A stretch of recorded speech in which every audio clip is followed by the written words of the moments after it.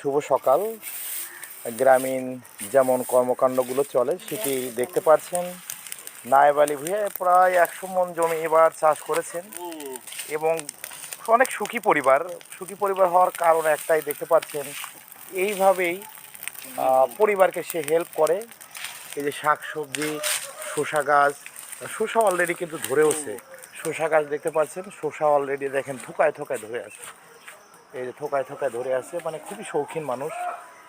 এই যে শৌখিন মানুষ, অনেক সুন্দর সুন্দর শসাও ধরেছে, অনেক শসাই ধরেছে আলহামদুলিল্লাহ।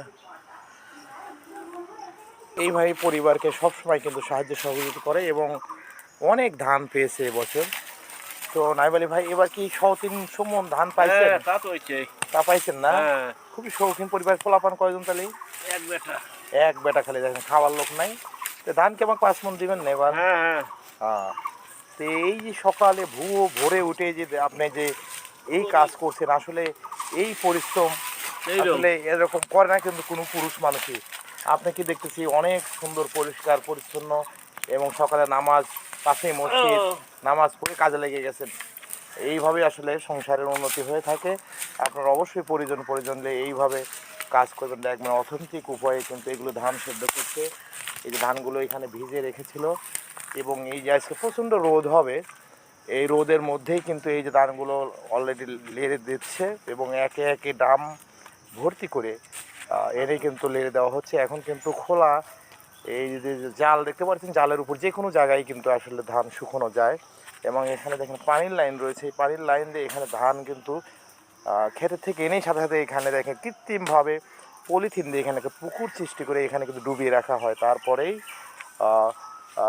এখানে নিয়ে এসেই দেখেন জঙ্গল এলাকা নিয়ে এসেই কিন্তু সে আগের দিনে যেমন পরিষ্কার পরিচ্ছন্ন ছিল উঠোনগুলো, এখন কিন্তু নেই।